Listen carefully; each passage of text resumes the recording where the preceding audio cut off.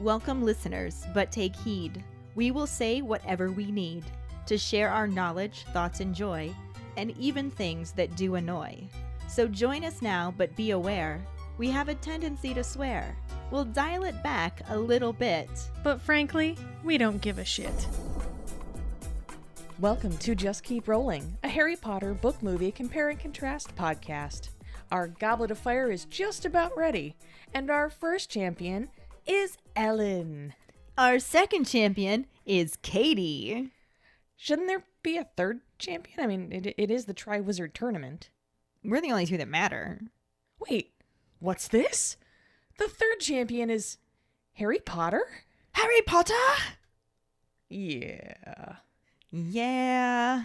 Let's just keep rolling into the rolling rehash.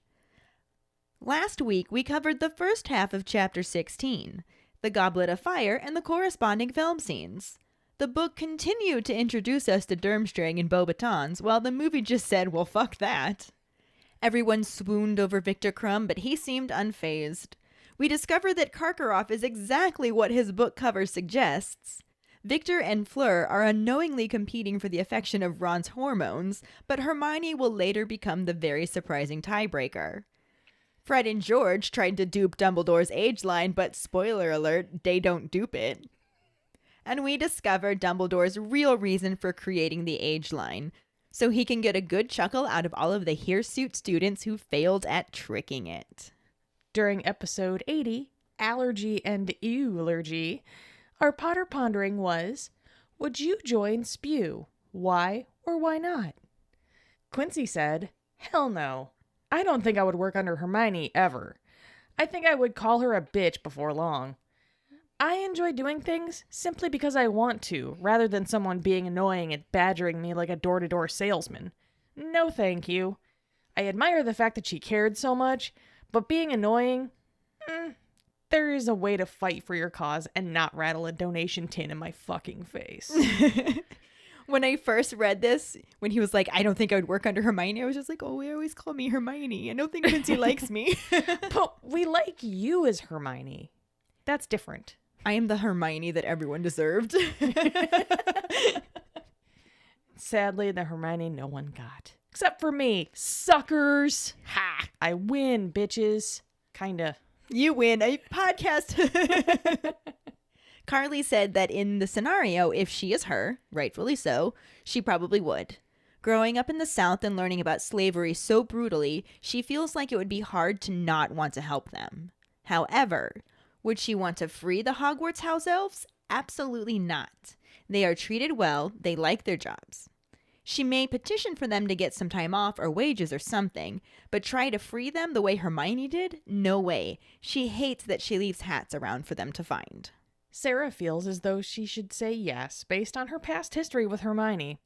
But she kind of sees Spew as the hardcore pro-life people who fight so hard to make sure the fetus is born, but then give absolutely zero shits about the kid once it pops out of the vag. All Hermione cares about is freeing the elves, but has no plans on how to support them after they're free. Which Mike and I did point out to her on the chat, that she did want to get them representation in the ministry and to get them wages. That is true. Yeah, so she wasn't just trying to, like, free them and be like, good luck, fuckers. Yeah, that's true. Max said that he would totally join SPEW. Dobby's not really in it, so what's not to like?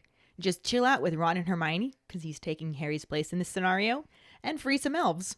That boy really doesn't like Harry, does he? He really doesn't. I love teasing him whenever he gets on that. I'm like, do you even like this book? Do you even like these book series? He likes everything about it except for, you know, the title main character. Yeah, the title character and all. No big deal. Mike doesn't seem opposed to it. He just really wants to change the name because anything is better than Spew. SPEW. Spew. Dave wonders how most house elves are treated. Obviously, the Nazi von douchebags are terrible people and treat everyone, including their elves, badly, but how do other wizards treat theirs? He thinks Hermione possibly assumed too much and was a bit overzealous, so he would need more information before he joined. Julianna said that she'd most likely join, especially if her friends were joining as well. What a joiner. She'd sign up for the DA in a heartbeat, but that's a different book. We'll get there. Mm-hmm. Kylie says that she doesn't think she'd be allowed. She has a guide dog and thinks that might count as slave labor too. Robert says, honestly, if they're happy, let them be fucking happy. So that's going to be a no for him. First off, who the fuck does Hermione think that she is, changing the complete lifestyle of an entire race? Second off, if she comes near him with those buttons, he's putting a Dr. Filibuster no heat wet start firework on that bitch and sending it to the moon. Tell us how you really feel, Robert. Right? Man, he let it go, didn't he? No holding back on that point.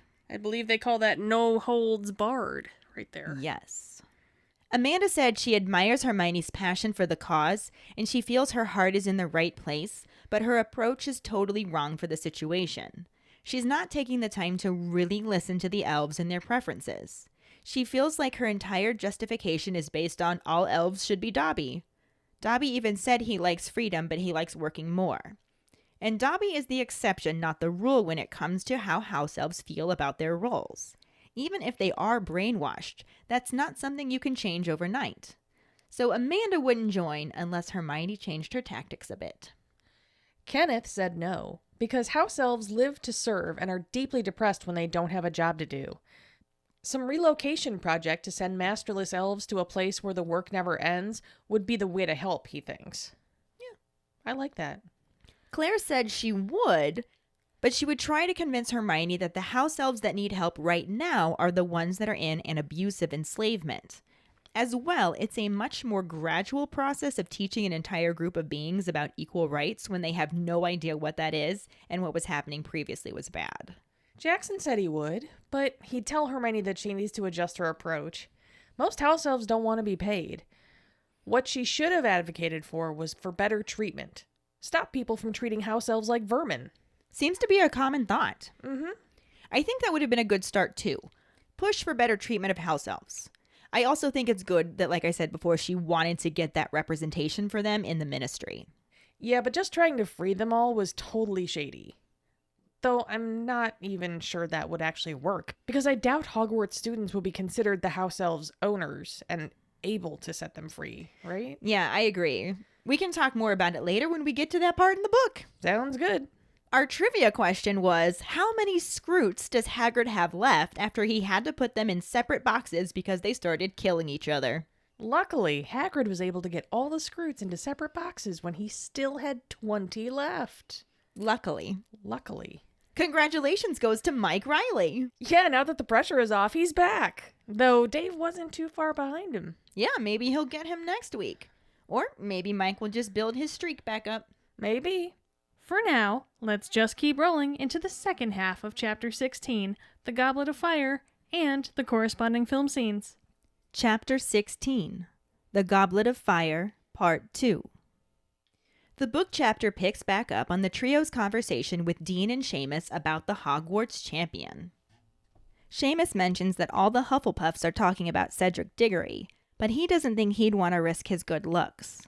Hermione interrupts to point out that people are cheering, and they turn to see Angelina Johnson coming into the hall, grinning and saying she just put her name in. She tells them that she just had her birthday last week, and Hermione says that she really hopes she gets it. Seamus agrees, saying better her than Pretty Boy Diggory, and several Hufflepuffs scowl. Ron asks Harry and Hermione what they're going to do that day, and Harry suggests going to visit Hagrid. Ron agrees, as long as they don't have to donate a few fingers to the Scroots, and Hermione asks them to wait so she can go get her SPEW stuff to ask Hagrid to join. While they are waiting, Harry points out the Vila girl to Ron, as the students from Beauxbatons arrive to put their names in the goblet. Ron wonders where the students who aren't chosen will go, and Harry reckons they will have to stick around since their heads of schools will be staying to judge. Ron watches as Madame Maxime leads her students back onto the grounds and again asks where they are sleeping. At this point, Hermione reappears with her SPEW tin and the trio head to Hagrid's cabin, Ron keeping his eye on the Vila girl the whole way. He watches as they re-enter the powder blue carriage and realizes that this is where they must be sleeping. Harry knocks on Hagrid's door and he answers it wearing his very best and very horrible Harry Brown suit, with a checked yellow and orange tie. He also had tried to tame his hair using large quantities of grease, leaving it slicked into 2 bunches. Hermione decides to ignore the hair and instead asks about the Scroots, learning that they are out by the pumpkin patch. The creatures are getting massive and have started killing each other, so he has to keep them in separate boxes, but still has about 20 left. Ron sarcastically says that's lucky, but Hagrid doesn't pick up on it. As Hagrid makes tea, they all sit down in his one-room hut and talk excitedly about the tournament. Hagrid knows something about the first task, but doesn't want to spoil it for them and just calls it spectacular, but also says that the champions are going to have their work cut out for them. The trio stays for lunch, though they don't eat much because Hermione finds a large talon in the so-called beef casserole. They do have a good time trying to make Hagrid tell them about the tasks and speculating about who the champions are going to be. As a light rain begins to fall around mid-afternoon, they sit by the fire as Hagrid and Hermione argue over SPEW, since he completely refuses to join and says that it would be doing them a disservice. Hermione points out that Harry freed Dobby and now he's asking for wages, but Hagrid responds by saying you get weirdos in every breed, and says she'll never persuade most of them. As it starts to grow dark outside, Harry, Ron, and Hermione decide they better head back to the castle for the Halloween feast, and Hagrid says he will go with them. He gets up and starts rummaging through his chest of drawers. A few moments later, a truly horrible smell reaches the trio's nostrils. Ron coughs and asks what it is, and Hagrid blushes and says it's cologne. He decides it's a bit much and goes outside to wash it off in the water barrel outside his window. As the trio are wondering what's up with Hagrid wearing that suit and putting on cologne, Ron notices out the window that Hagrid has met up with Madame Maxime and is walking up to the castle with her and her students, wearing an expression very similar to the one that he had when looking at his baby dragon Norbert. Hermione is indignant that he didn't wait for them, and the 3 head back to the castle themselves. On their way, they see the Durmstrang students walking up from the lake. Ron watches them excitedly, though Victor Krum does not turn around at all. When they reach the Great Hall, they find it almost full. The Goblet of Fire has been moved in front of Dumbledore's chair, and Fred and George are clean-shaven again. As they take their seats, they express their hope that the Hogwarts champion is Angelina, and then they impatiently eat their way through a feast that seems to take longer than usual. Once the plates finally do clear, the noise level rises and then immediately drops as Dumbledore gets to his feet. He announces that the goblet is about to make its decision, estimating that it requires 1 more minute. He says when the champions' names are called, they will head through a door at the top of the hall into the next chamber to receive instructions. He then waves his wand, causing the candles to go out, leaving the Goblet of Fire as the only light in the Great Hall. People are checking their watches and Lee Jordan says any second, just as the flames inside the goblet turn red. A tongue of flame shoots a charred piece of parchment out of it, and Dumbledore catches it. He reads and announces that the champion for Durmstrang is Victor Krum. Everyone cheers and claps, and Ron yells that he isn't surprised, as Victor walks along the staff table and exits the Great Hall. The room quiets again and focuses back on the goblet as the flames turn red once more and spits out another piece of parchment. Dumbledore looks at it and declares Fleur Delacour to be the champion for Beauxbatons. Harry points out that it's the Vila girl to Ron, as Hermione comments on how the other girls from Beauxbatons are disappointed. Fleur also disappears into the next chamber, and silence falls again as everyone eagerly awaits to find out who the Hogwarts champion will be. Once more, the flames turn red, and when Dumbledore grabs the 3rd piece of parchment, he reads that the Hogwarts champion is Cedric Diggory. Ron loudly exclaims no, but no one can hear him over the screaming and stamping. Cedric heads into the neighboring chamber, and it's quite a while before all the applause dies down and Dumbledore can readdress the crowd. As he's reminding everyone to be supportive of the champions, he finds himself distracted by the goblet. For a 4th time, the flames turn red, and yet another piece of parchment is expelled from it. Dumbledore automatically reaches for it and stares at it. After a long pause, he clears his throat and says, Harry Potter. The movie scene starts on everyone milling around the Great Hall as Professor Snape, Professor McGonagall, and Bartemius Crouch make their way to the head of the hall. Dumbledore's voice is heard asking everyone to take their seats, and the students all make their way to the bleachers lining the edges of the Great Hall and some tables that are set up towards the entrance. The camera cuts to Dumbledore as he announces that it is the moment they have all been waiting for, the champion selection. He waves his hand around at all the torches on the walls and causes the fires to go out, leaving the blue flames of the Goblet of Fire to be the only light in the hall. Approaching the goblet, he places both hands on it before backing away and just waiting. After a moment, the flames turn red and flick upward, sending a slightly charred slip of parchment up in the air. Dumbledore catches it and announces that the Durmstrang champion is Victor Krum. The Durmstrang students all cheer and congratulate Victor, who stands to shake Dumbledore's hand and is escorted to a room off the Great Hall. The flames turn red again and release a crimped, pale blue circle of paper. Dumbledore catches it and declares Fleur de la Cour to be the champion of Beauxbatons. The blonde girl smiles as the rest of the Beauxbatons girls cheer, and then she also shakes Dumbledore's hand and is directed out of the Great Hall. For the third time, a piece of parchment comes out of the goblet, and Dumbledore reads that Cedric Diggory will be the Hogwarts champion. He smiles and stands as all of Hogwarts cheers for him, and shakes Dumbledore's hand. As Cedric makes his way out of the Great Hall, Dumbledore addresses the rest of the audience about having their 3 champions. He talks about how only one will go down in history, as Barty Crouch carries something covered in cloth. Dumbledore speaks of the Vessel of Victory and points at the cloth, which magically sends it flying off, revealing a large and ornate silver and glass chalice that emits a blue light. As everyone claps and cheers, the camera shows Snape slowly stepping forward with a slightly confused look on his face. It cuts back to Dumbledore, who turns as he realizes the goblet is doing something unexpected behind him. For a 4th time, the flames turn red, and an unhappy Karkaroff watches as the goblet shoots out another piece of parchment. Dumbledore looks at the parchment and mutters, "Harry Potter." He looks around for him, as Harry sits back down and Hagrid shakes his head, and then he yells out, "Harry Potter!"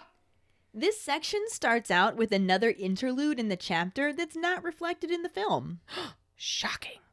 Harry, Ron, and Hermione are in the Great Hall talking with Dean and Seamus. And Seamus mentions that all the Hufflepuffs are talking about Cedric Diggory.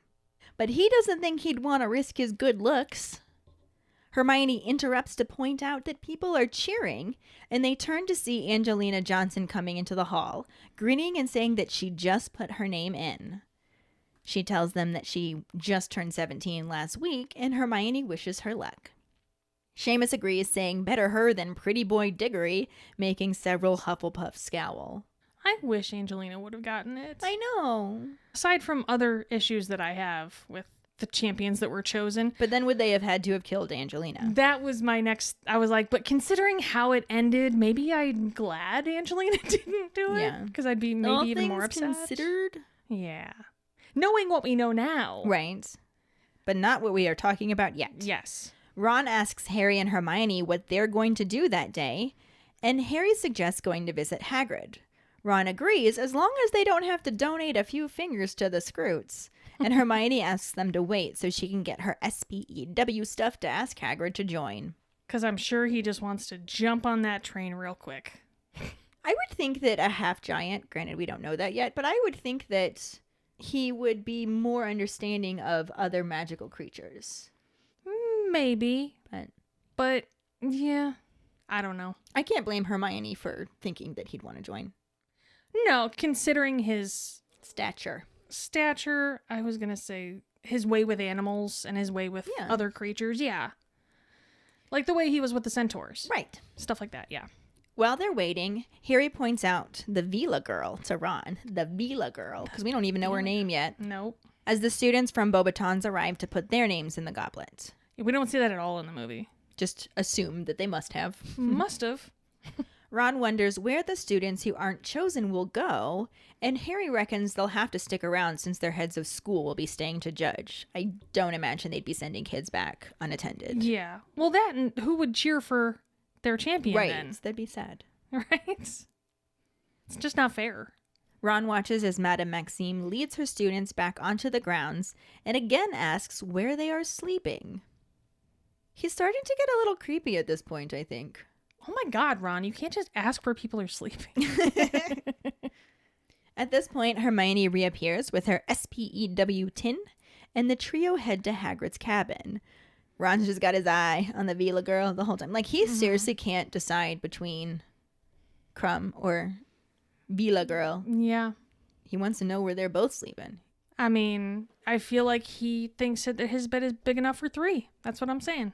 Yes. Ron Weasley and the threesome of fire. There it is. Oh. Talk about your international magical cooperation. Giggity. Moving on. He watches as they re-enter the powder blue carriage and realizes that this is where they must be sleeping. Oh, darn. Harry knocks on Hagrid's door, and he answers the door wearing his very best and very horrible Harry Brown suit, which we have gotten to see before, and I'm certainly happy it made a comeback. I mean, who doesn't love a Harry Brown suit? Right? But they didn't actually show this to us in the movie, did they? They did not. So we got bilked. Of course. Don't we usually? All of the time. He's also wearing it with a checked yellow and orange tie, which just sounds hideous. I mean, the 70s called. They want their color scheme back. Right? He had tried to tame his hair using large quantities of what looked like axle grease. Aww. And it looked like he was trying to like slick it back into a ponytail and realized that he had too much hair. So it's like 2 parts, and he gave up partway through, and it just looked really bad. I just want to give him hugs, though. Like, you tried. Good try. You tried, honey.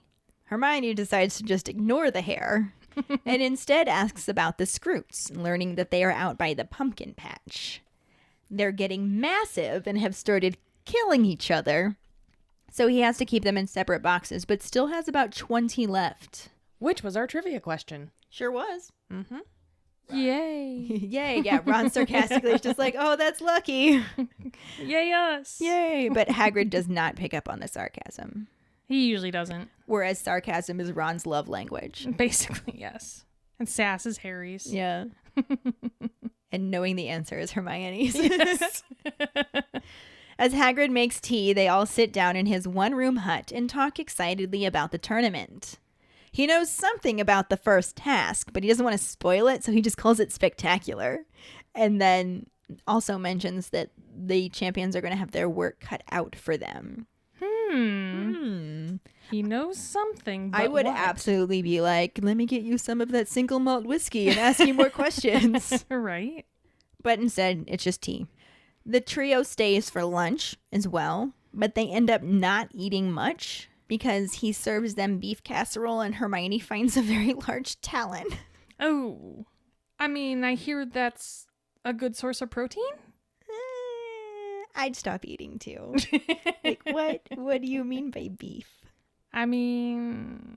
Do you think it was like hippogriff? Like, what? Yeah. What would have a talon that would mimic beef? That is a good point. Because And is a hippogriff going to be like red chicken meat or and beef? chicken Yeah. in one? That sounds like the perfect animal.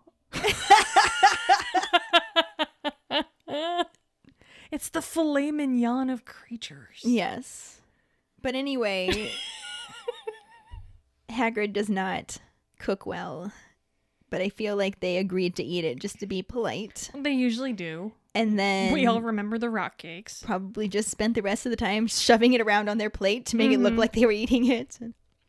But they do end up having a really good time trying to make Hagrid tell them about the tasks and talking about who the champions are going to be and whatnot. It's all about the whatnot. And it begins to rain lightly, so they just sit by the fire. And at this point, Hermione and Hagrid have started arguing about SPEW because Hagrid does not want to join. He just like flat out refused. I'm not saying I told you so, but I told you so. He says it would be doing them a disservice. And Hermione points out that Harry freed Dobby and now he wants wages. But Hagrid's just like, you get weirdos in every breed. Like, Dobby's not the norm. Yeah. You're never going to convince them to take money. Mm-hmm. Like, good luck with that. But I'm not helping you, Yeah. basically. It starts to grow dark outside, so Harry, Ron, and Hermione decide that they better head back to the castle for the Halloween feast and to learn who the champions are going to be. And Hagrid says he'll go with them, but to wait a moment. He gets up and starts rummaging through his chest of drawers, and after a few minutes, they're like, what the fuck is that smell? And Hagrid blushes and says it's cologne. Aww. But he decides that it's a bit much and goes outside to wash it off in his water barrel. I gotta say, the wizarding version of Axe, not that appealing, apparently. I feel like Hagrid would put on cologne and he'd get flocked to by the animals. Like, instead of women, it's animals. It's like cologne that's enhanced with animal pheromones because it's actually for breeding, but Hagrid doesn't realize that. It's the essence that Newt's commander had. Oh, yeah. To try and attract the Yes. Rumpant. Oh, that's where Hagrid got it. Yeah, maybe. Hagrid got it from Newt. Maybe. The trio are just like hanging out while Hagrid washes off his cologne, and they're like, what the fuck is going on with him? He's got that suit on and he's putting on cologne. Somehow it completely escapes their perception that there's a giant woman Right. present. Somehow they forget the giant woman. Okay. Yeah. Until Ron notices out the window that Hagrid has met up with the giant woman and is walking up to the castle with her and her students, wearing an expression very similar to the one he had when he looked at his baby dragon. Norbert. That just makes me imagine Hagrid looking at Madame Maxime like, Mommy. I was going to say, Mummy. yeah. Oh, look, she knows her mummy. She knows her mummy. Which is weird. Come to mummy. Come to mummy. That's awkward. Hermione is indignant over the fact that he didn't wait for them. A little jealous there, Hermione. Mm-hmm. So the three of them head back to the castle themselves. I think she was already a little bristly over the spew conversation, so. I'm already mad at you about spew, so I'm going to find something else to be mad at you about. Mm-hmm. Pile it on. Everything you do pisses me off. And the three head back to the castle themselves. On their way, they see the Durmstrang students walking up from the lake. Ron watches them excitedly, because he's creepy. Sure. But Victor Crumb doesn't turn around at all. So sad panda. When they reach the Great Hall, they find it almost full. The Goblet of Fire has been moved in front of Dumbledore's chair. And Fred and George are clean shaven again. They love it. I bet Fred and George were some pretty boss-looking silver foxes, though. I mean, in the movie they were. Right. A little Donald Sutherland, but But aside from that. not bad looking. Mm-hmm. As they take their seats, they express their hope that the Hogwarts champion is Angelina, and then they impatiently eat their way through a feast that seems to take longer than usual. The movie scene starts corresponding again here. When it shifts to everyone standing around the Great Hall while the adults quietly repeat to themselves, "There is no way anything can go wrong tonight. Everything will be just fine. Really. Nothing's gonna go wrong. Everything's okay." There doesn't appear to be any kind of feast. It's just everyone gathered around for the announcement of the champions. Nope. Full Halloween feast for the impatient students. But once the plates finally do clear, the noise level rises and then immediately drops as Dumbledore gets to his feet. He doesn't even have to say anything. He doesn't have to raise a hand. He just stands and everybody's just like, champion time! He announces that the goblet is about to make its decision, estimating that it requires about 1 more minute. He says when the champions' names are called, they will head through a door at the top of the hall into the next chamber to receive instructions. He then waves his wand, causing the candles to go out, leaving the Goblet of Fire as the only light in the Great Hall. In the movie, Dumbledore's voice is heard asking everyone to take their seats, and the students all make their way to the bleachers lining the edges of the Great Hall, and some tables that are set up towards the entrance. Because he has to raise his voice Yeah, to get people to do what he wants in the movie. exactly. Maybe he just likes raising his voice in this movie, because Maybe. he does it quite a bit. We're getting to it. Just saying.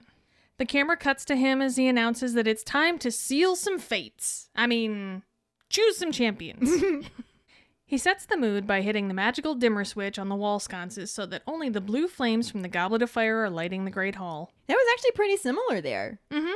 In the book, people are checking their watches, and Lee Jordan says, "Any second now," right as the flames inside the goblet turn red. So, well played there, Lee Jordan. He knew. He knew. What?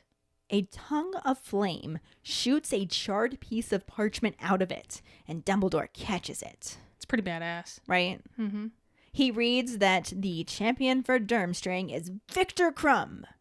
Everyone cheers and claps, and Ron yells that he's not surprised as Victor walks along the staff table and exits the Great Hall. I actually feel like the movie nailed this part of the chapter Oh, I agree. pretty well, yeah. Dumbledore goes up to the goblet, hits the shuffle button, and waits for the goblet to do its thing. The flames turn a purpley red and a charred slip of paper shoots out. Dumbledore catches it in midair and announces that the Durmstrang champion is, shocker, the professional Quidditch player who is somehow still bothering to come to school. What? That's pretty insane. Well, he can't keep getting hit with bludgers for the rest of his life. He needs an education, too. I guess so. He could get his WED. The Durmstrang students all cheer and congratulate Victor, who stands to shake Dumbledore's hand with all the humility of the school quarterback when he gets voted prom king, and makes his way to a room off the Great Hall. In the book, the room quiets again and focuses back on the goblet as the flames turn back to red and spit out another piece of parchment. Dumbledore looks at it and declares Fleur Delacour to be the champion for Beauxbatons. Harry points out that it's the Vila girl, so we finally have her name. Yeah. As Hermione comments on how the other girls from Beauxbatons are disappointed, which is kind of an understatement because some of them have just like full on burst into tears. Yeah. I'm not going to lie, I'd probably cry if I wasn't picked. You? No. I'm emotional. No. Fleur also disappears into the next chamber and silence falls again as everyone eagerly waits to find out who the Hogwarts champion will be. In the movie, the flames turn red again and release a super girly singed doily because, you know, all girl school, you gotta have singed doilies. They totally match their uniforms, too. They did. Oh my god. Dumbledore catches it like a frog feasting on a frilly fly and declares Fleur Delacour to be the champion of Beauxbatons. He really does emphasize that team. Oh my god, he really... Beauxbatons! Every goddamn time. It messes with my head because I keep hearing that and I'm like, that's not right. That's not how you would say that. No. Hippie Dumbledore, come on. Honestly. That's not even a case of he should have read the book. That's a case of, like, he should know how to read something that's French. Beauxbaton. You know he says Voldemort. Awkward. Again, Fleur getting picked as a shocker, since she was the only one with a twirling solo during the school's big entrance. Yeah. Obviously. Yeah, they kind of spelled that one out for us. A little bit. The blonde girl smiles as the rest of the Beauxbaton girls cheer, and suddenly everyone understands why they made Beauxbaton an all-girls school. Because that was the only way to appease the Hollywood gods and allow a female to be chosen. Because obviously, if it was a co-ed school like it was in the book, there's no way a female would have been picked. Yeah. I think that's a good point. I think you're right. It gets me so worked up every time. Like, the only absolute reason that Fleur could get picked is because, oh, of course it's an all-girls school. Mm-hmm. Yep. If there were boys to choose from, there's no way that it would have... The goblet would choose a boy. Mm-hmm, of course, because only a boy would be worthy enough. Anyway, that's a tangent for another day, which I will probably get to another day. That being said, she then makes her way down the aisle and into that special little room. For the champions. It's a little champion room. A little special champion room. Back to the book. Once again, the flames turn red, and when Dumbledore grabs the third piece of parchment, he reads that the Hogwarts champion is none other than Cedric Diggory. What? Who is the only other person we saw enter his name in the goblet. So there's a big surprise. Shocker. Ron loudly exclaims no, but nobody can hear him over the screaming and stamping. Cedric heads into the neighboring chamber, and it is quite a while before all of the applause dies down and Dumbledore can address the crowd again. And I don't feel like Dumbledore would have yelled in this point. I think he'd let Hogwarts get it out of its system. Right? Like, just celebrate for a while, guys. Yeah. Be proud of Cedric. He's a Hufflepuff and he's bringing glory to the school. Mm-hmm. He didn't stop any of the other schools from cheering. Yeah, so, let him cheer. Let him go. Yeah. In the movie, for the third time, a piece of parchment comes out of the goblet, and Dumbledore reads that Cedric Diggory will be the Hogwarts champion. He smiles, stands, and shakes Dumbledore's hand as Harry and Seamus's giant rings clap and cheer. Again, the movie eliminates the fact that the Gryffindors do not want Cedric to be champion, having Seamus and his gangsta rings clap for him, rather than call him Pretty Boy Diggory. Dumbledore addresses the rest of the audience about having their 3 champions. He talks about how only one will go down in history as Barty Crouch carries something covered in cloth. I wonder what it could be. What could it be? I don't know, because in the book, they don't have Barty Crouch getting involved. And there's nothing covered in a cloth. Dumbledore's just reminding everyone to be supportive of the champion, and he finds himself distracted by the goblet. This basically happens in the movie too, but they give Dumbledore a much longer-winded speech first. He speaks of the vessel of victory and points at the cloth, which magically sends it flying off, revealing a large and ornate silver and glass chalice that emits a blue light. And vessel of victory is some excellent alliteration. Vessel of victory. It's apparently Albus alliteration hour. Vessel of victory. Tumbler of triumph. Ooh, the cup of conquest. Mug of mastery. Beaker of beating. Tankard of trouncing. Ooh, goblet of gains. Can of Kickass. The... I can't beat Can of Kickass. You win. Well done. Let's just keep rolling. As everyone claps and cheers over the Can of Kickass, the camera shows Snape slowly stepping forward with a slightly confused look on his face. It cuts back to Dumbledore, who turns as he realizes the goblet is doing something unexpected behind him. For a fourth time, the flames turn red, and an unhappy Karkaroff makes the face of a man who just smelled his own fart. Embarrassing. It was a rough one, too. The book was a little simpler, as he's just talking and gets distracted when, for a fourth time, the flames turn red, and yet another piece of parchment is expelled from it. Dumbledore automatically reaches for it and stares at it. After a long pause, he clears his throat and says, Harry Potter. The movie is impressively similar and different at the same time. Very impressive. We don't know how you do that, movie, but... You did it. We hate you for it sometimes. Dumbledore looks at the parchment, not really entirely sure why he feels surprise, and mutters, Harry Potter. He looks around for him as Harry sits back down and Hagrid shakes his head, and not seeing him yells out, Harry Potter! As though he has never said that name before in his life. And this is where both sections end. Yay, correspondence! Yay! We don't really have any new actors to talk about, since we're still waiting for Fleur Delacour to do something other than stand there and look pretty to talk about Clemence Posey. And other than that, we've talked about all the other actors, so let's just roll right into the Potter Pondering. This week, we asked, how does the Goblet of Fire choose the champions? Find the post on our Facebook page and share your thoughts. We really look forward to reading them. This will bring us to our Sorting Hat story, which is from Arcanine Patronus. Codename. They're a Gryffindor.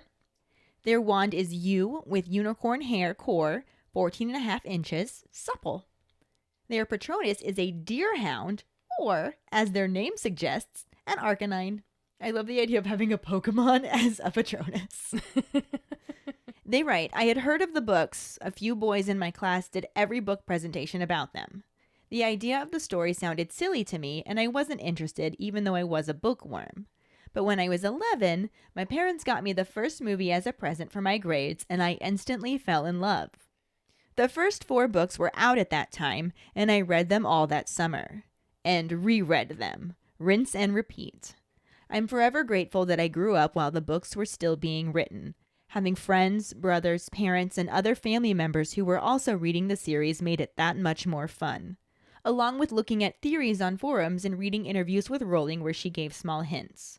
There are currently a few awesome series in the progress that I'm also following, but with Harry Potter, I grew up alongside the characters. Thank you so much for sharing your Sorting Hat story with us, Arcanine Patronus. Yes, thank you. And if any of you other keepers out there listening would like us to read your Sorting Hat story on a future episode, you can email it to us at justkeeprolling@gmail.com. Let us know your house, wand, Patronus, how you got into Harry Potter, and anything else you might want to share with us. Or you can just message it to us over social media. And now for the trivia question. Dun, dun, dun. When does the first task take place? That would be the date. We want the date. The first task takes place. The prize for the first one who responds with the correct answer and the code word, #TestYourDaring, will get a sticker. Another way to get a sticker is to rate and review us through iTunes. If you don't have an Apple account, then you can write us a recommendation on our Facebook page. Make sure to email us at justkeeprolling@gmail.com to let us know you did, and we will get back to you to figure out which sticker you want and where to send it. Don't forget to find us and follow us on Facebook at JKR Podcast and Twitter and Instagram at Just Keep Rolling. Following us on Podbean at justkeeprolling.podbean.com will get you the episode as early as possible and give you a leg up in answering the trivia question. You can also go to our website at justkeeprolling.com to check out our Just Keep Rolling and Harry Potter related merchandise for sale. Don't forget to subscribe to our YouTube channel, where we post our weekly podcast episodes, cooking show episodes, vlogs, bloopers, and other random videos.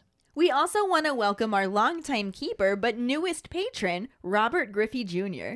Thank you so much for your support. Yes, thank you. We are really happy to have you join us and so excited for the chance to interact with you more on the patron Facebook page. If any of our other keepers would like to support us as a patron, you can sign up on patreon.com/justkeeprolling. $2 and up a month will get you some awesome perks like Just Keep Rolling swag, access to patron-only Facebook groups, chats, our Discord channel, virtual hangouts, and more. As always, any support you can give is greatly appreciated. And join us next week when we talk about Chapter 17, the 4 champions, and the corresponding film scenes. Thanks for listening. We hope you hear us again. I'm Kayde. I'm Ellen. Until the next time, Just keep rolling.